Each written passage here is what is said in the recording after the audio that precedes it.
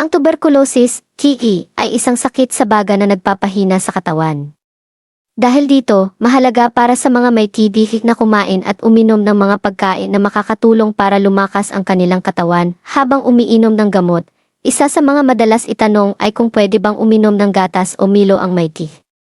Ang sagot ay, pwede naman, at maaari pa nga itong makatulong sa kalusugan kung iinumin sa tamang paraan. Ang gatas ay mayaman sa protina, calcium, at iba pang bitamina na kailangan ng katawan.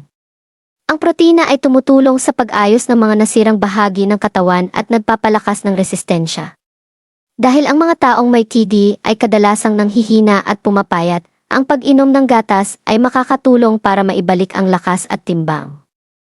Samantala, ang Milo ay isang chocolate malt drink na nagbibigay ng energy at ilang vitamins at minerals. Maaari itong makatulong sa mga TB patient na kulang sa gana sa pagkain dahil mas masarap itong inumin at nagbibigay ng dagdag na lakas.